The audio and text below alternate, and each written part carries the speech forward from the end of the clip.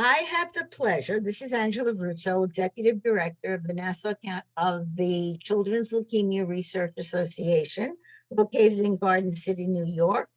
And I am with Dr. Zakrzewski of the Hackensack University Medical Center, and Executive Director William Evans of the Hackensack Meridian Health Formation. Did I get that correct?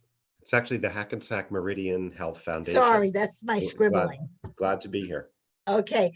Well, thank you very much, gentlemen. We so appreciate taking the time to discuss with us what you're doing over at Hackensack, how we helped you with a grant already in progress, and that was a pediatric stem cell transplant activity of research. So at this point, we would like to further discuss the work that you're doing, Dr. Zakrzewski, and maybe a little bit about your background before you give us a brief explanation of what we're doing. Yes, thank you, Angela. And briefly, my background, I am a pediatric hematologist oncologist. My clinical background is really pediatric stem cell transplant. I trained at Memorial Sloan Kettering Cancer Center and joined at Hackensack Meridian Health a few years back when I became aware of a new research center that was just about to be launched, not far from New York. So I crossed over to New Jersey to join this new research center, which is growing and expanding, and it's a combination of laboratory research, basic and translational, in addition now to the already pre-existing hospitals within Hackensack Meridian Health. And so the hospital that I am affiliated with is the one in Hackensack, the biggest of the network, and it's where the Children's Hospital also is located that does bone marrow transplantation, and that's where I'm spending a little bit of time each year as an attending, but the majority of the time I'm actually in Nutley, where the Center for Discovery and Innovation is. That's the research center, and the medical school is also on that campus in Nutley, and that's where we are doing the research. That's where all the discovery and innovation happens. And that's where we're going to visit. Yep, exactly. That's where you'll visit. That's where the lab is, and that's where that's where we would like to host you on one of those days. And thank you so much for the invitation. Great. So right now, you described a little bit to me earlier about the work you're doing with the stem cell. And we know that the T cells are powerful immune cells that play a critical role in combating infection and fighting cancer cells. How is that research going? How's it progressing? Is it progressing like you'd like it to? Yes. Now, this is the type of research where progress happens at a slow pace, because this is not something where you do a couple of experiments and you get the data and and you're done and move on to the next thing. This is a lot of mouse work, and these are experiments that take many months from start to finish. Just one experiment can take 4 months. So if you have to do a few studies in mice, a year is a short period of time, right? Yes. So you need many years. This is not the type of project you can actually finish in a year, not even in 2 years. This is more like a 5-year research program. And we really, with the help of the foundation, your association, CLRA, has really helped us to speed things up in 2022. Now we're in 2023, and this is now we are now at a point where we can move mostly from more in vitro testing and optimizing our approach, and it involves manipulating cells that will be used for injection into mice. But you need to make sure you do it the right way before you actually go and do the mouse experiments. So we did all the testing outside of the mouse last year, and we are at a point now where we're going really scaling up the mouse work. So we're doing a lot more in the mice. The goal is, of course, but that's in years from now, to move on from mice to patients. Mm-hmm. but we are now really focused on the mice. Okay, great. Now, obviously, you're going to be following up again. As you said, this takes several years. Now, at the end of this research, if it's completely successful, how will this help with treatment or remission or whatever the objective is? Obviously, we want to cure cancer and blood cancer and everything else. But how much further will this get us along in treatment if everything goes according to plan? Right. So the challenge that we are trying to address is really the difficulty that some patients are facing, and that is some children with leukemia is what we are talking about, right? They some of them have diseases that are much more difficult to treat than others. So for some of them, we have a standard of care that's working quite well in patients, right? Many children with leukemia are actually being cured.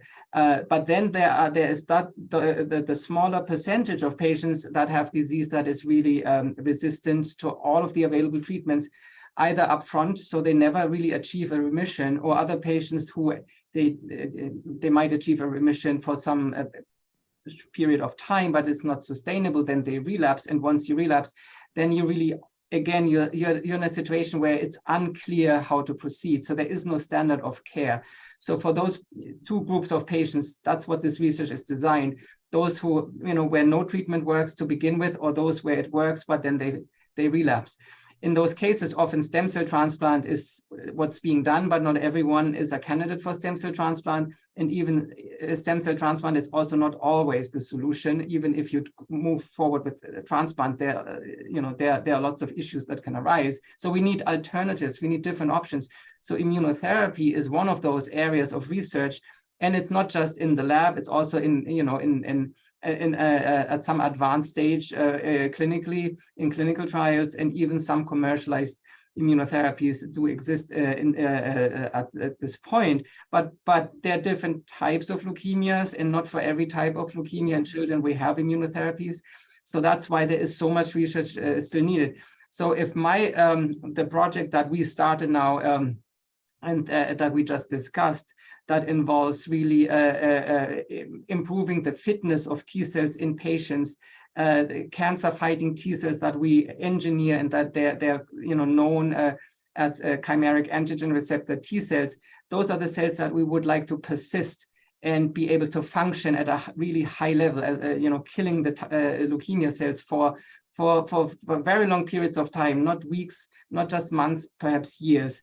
And doing it in a safe way, so that there are no unintended side effects that could cause inflammation in healthy organs, and those type of issues. We are trying to minimize the risk for those, while we are allowing those cells to persist for much longer periods of time. And that would then allow us to really maintain remission in patients. So the project that we are working on is really designed for patients who have minimal residual disease or no disease, but are at high risk for relapse. And then with our approach, if it works, if we are successful, we will be able to maintain remission that had been accomplished by chemotherapy and other therapies. So it's an add-on. Basically at the end of intensive chemotherapy, you would do the immunotherapy that we are developing to maintain the remission. Well, thank you for explaining that in layman's terms, because now I totally understand where you're going. And we're very grateful. I'm not with the organization since it started, but it started in 1965. And the distance and the milestones that have been made with treating leukemia and lymphoma, especially in childhood, is amazing. The progress that has been made, and now you're explaining this. Obviously, you're extending that, and we're so grateful. We work directly with the patients because we assist them in patient aid, and we hear it all.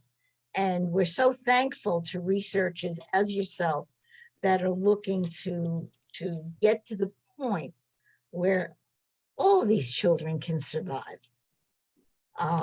we've seen a tremendous progress over the last 40, 50 years, and it seems to be moving on very quickly, and the technology is incredible.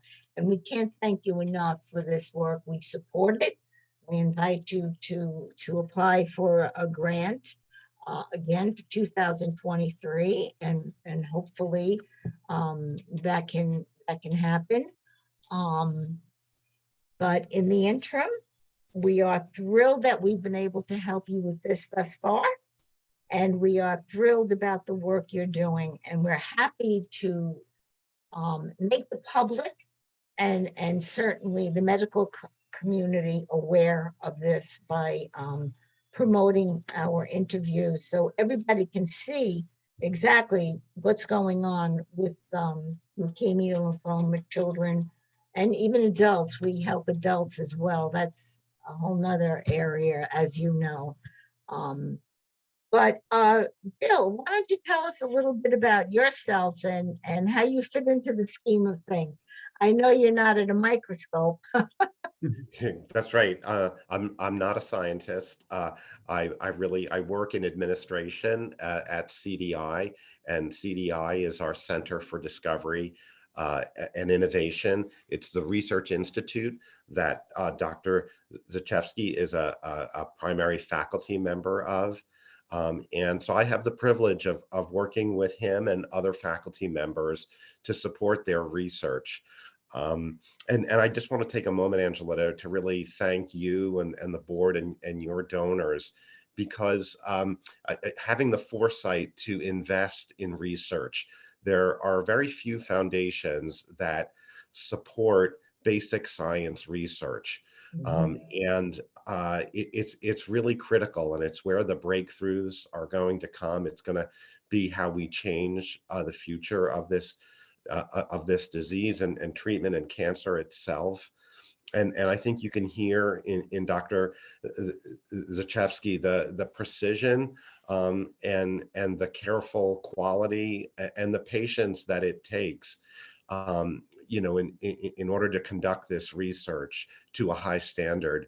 And your funding is so critical because it happens at the early stages and really provides such a solid foundation. And there's so few of those dollars that Yes. we're really grateful you fill a very important niche. So thank you. Well, thank you for sharing that. And we all know fundraising is very, very difficult, especially with so many of the social and other issues that everybody's chasing the same dollar.